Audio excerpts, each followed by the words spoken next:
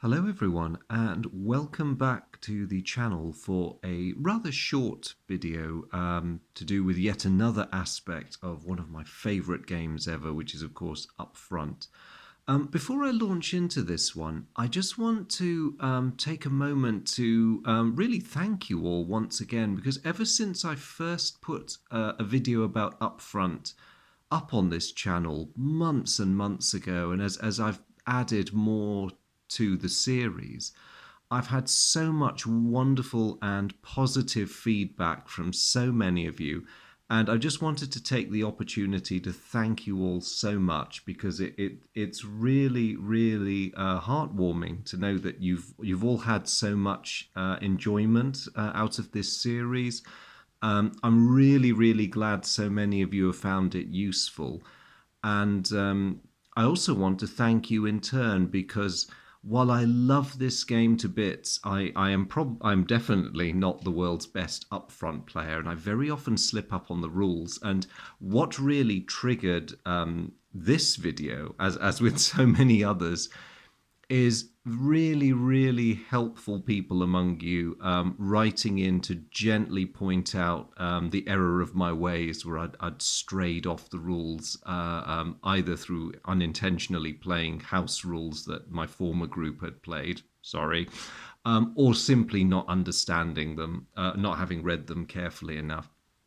And the reason I wanted to do a short video today focusing on the artificial terrain cards in this game is because one of you very kindly pointed out to me that the way I've been playing the wire card, essentially the whole time I've been playing up front, is that when you have, let's have an imaginary group with a movement card playing on attached to them, whenever I've played or had a wire card played on them, I have removed the movement card on the assumption that they've been brought to a halt by the obstacle, but that is not what the rules say. So, because I know I've made this mistake in at least a couple of the videos I've done, I'm going to just post this here as a bit of a health warning to people who've watched those videos, because the last thing I want to do is confuse or mislead anybody. But also just because it's a handy recap, because when it comes to the artificial terrain cards, and there are only two, smoke and wire, both of them have very liberal summaries of the rules at the bottom. I mean, they've packed a lot of detail into there, but they don't quite cover everything. So I'm going to move through them in turn, starting with smoke, because that one's a bit easier, and just talk through a few of the elements that are not covered by the summary at the bottom of the card. So the play of smoke, its primary function is to both provide, well, mainly to provide cover or to blind an enemy. So as with wire, you have the negative modifier to any incoming fire on the group it's played on, but you also have the negative modifier for outgoing fire. So it's a bit of a double-edged sword there. Now, going through this, they've already explained you can't play it on a group in a marsh card unless they've actually managed to leave the marsh by playing two movement cards. And smoke is deployable only by squad leader, assistant squad leader, both have to be unpinned, of course, or an armoured fighting vehicle. Now, that needs a bit of elaboration because they haven't mentioned this here, but in the rule book, the armoured fighting vehicle that can deploy smoke has to have a boxed firepower rating of 4 or greater.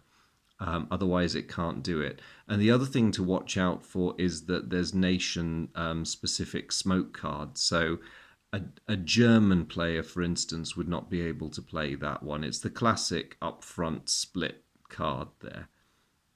So that is a US-only smoke card. The other thing is, I mean, I see they've summarized the infiltration and overrun effects. The other thing is that you can play more than one smoke card, either on a stationary group or if they're on the move. you simply add the smoke card to the movement card. Now, the thing to remember about both smoke and wire is that they are artificial terrain cards, so they do not behave like normal terrain. So whereas a woods or similar being placed on a movement card would effectively take it away, and therein I think was the basis of my confusion, neither smoke nor wire gets rid of movement cards. So a group advancing on the enemy, for example, can be given some cover by, as an action, playing the smoke card on them, and that effectively helps the advancing group to not suffer from the ill effects of maneuvering. And it's cumulative, so let's say they left a woods card, they moved out, they get the smoke played on them. The smoke doesn't make the woods card or the movement card disappear. Think of it as a modifier rather than as a piece of terrain. Now, how does smoke disappear? You can either cause smoke to disappear by advancing beyond it. So let's say that smoke was played on some defensive terrain and you advanced beyond it. As long as that terrain was still there, the smoke would remain. If you advance again beyond that, then you're effectively in open ground, and you move. The smoke disappears when the terrain it's attached to disappears. Similarly, if it's on a movement card, you can get rid of it by entering terrain, which would normally get rid of the movement card, or playing further movement cards to make it disappear. So that will get rid of smoke. Smoke can also disappear whenever a breeze card is drawn that turn as part of any random number check or random position check.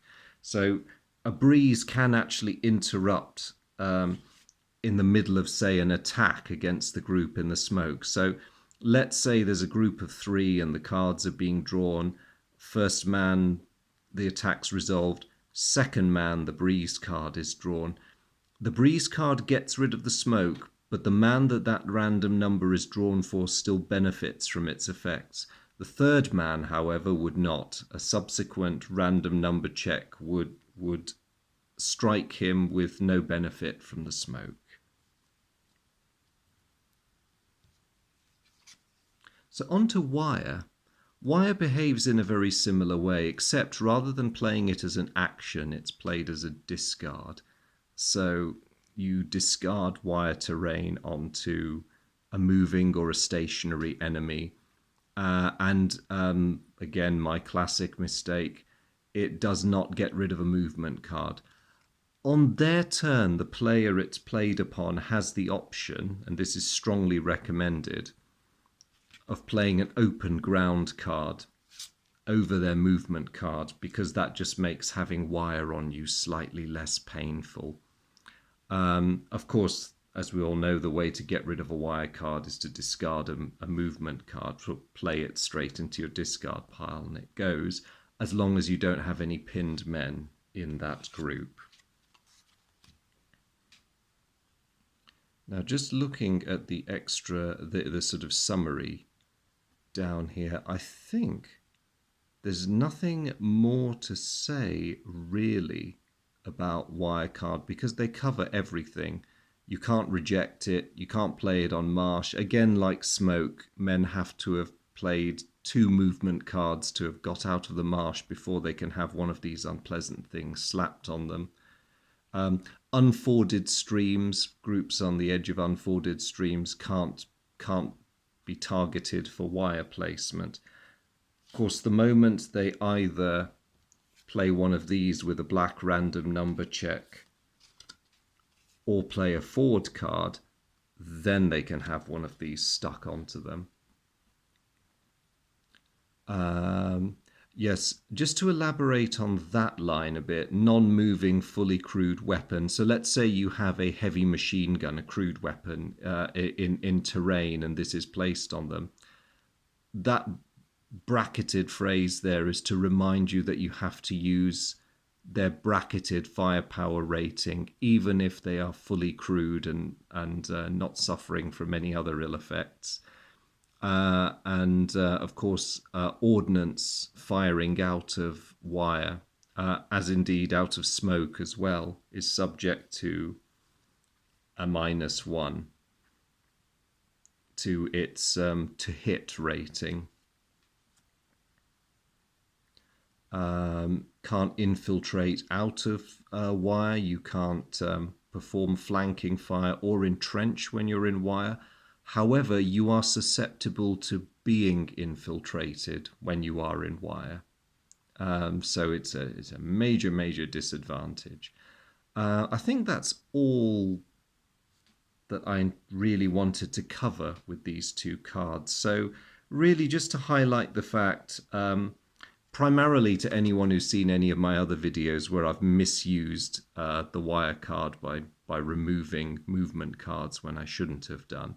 But also just a quick chat about how they work and how, and this is the key thing, how artificial terrain does not behave like normal terrain in this game. Otherwise, they're quite easy to remember, he says. Personally, I find wire cards are the more devastating and frequently used in this game. I can see the value of smoke, but its use is weighted very heavily towards the Germans, the British, and the US. I mean, really, the Russians don't get much of a look in with it, if at all, and the Japanese, not at all. Of course, if I didn't mention it before, infantry guns in this game cannot deploy smoke. It has to be either your squad leaders or the AFV. Now, if you want to, you can craft a scenario that does allow infantry guns to do it, but that's layering in optional rules, and you can if you want to. There's no harm in it, or you can just play as the rules say in the upfront rule book. So yes, I tend to use wire a lot more because it's very devastating. Smoke I find a little bit of a double-edged sword because most of the time I don't really want to blind my units. I don't really think it's worth it for the protection. It's a very situational card, but it does have its uses in certain circumstances, especially if you're wanting to try and get close for a bit of close combat or just dodge that machine gun nest. So I'm going to leave it at that because, to be perfectly honest, I have a sneaky suspicion, having made this video, that I'm really the only dunce in the room who's been playing it wrong all this time. But just in case anyone out there has seen my videos and it's left them scratching their heads about why I've been doing that, I'm sorry. It was a schoolboy error on my part, and I hope this video goes some way to correcting it.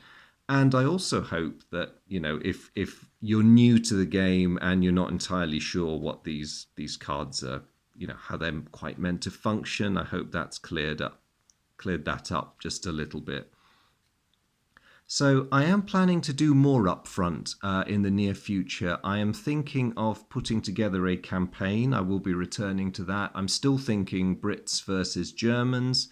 And I am going to be trying out the optional rules as given in the Banzai rulebook.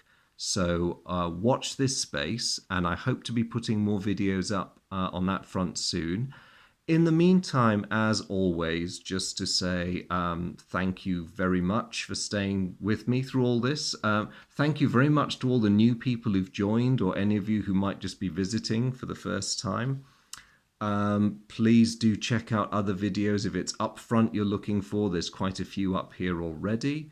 And if it is just something that's caught your interest, then by all means follow the series as I play. I look forward to doing it sometime fairly soon, and I hope you'll all tag along with me. But in the meantime, I'll stop there. Thank you very much. I look forward to seeing you all again soon. Bye.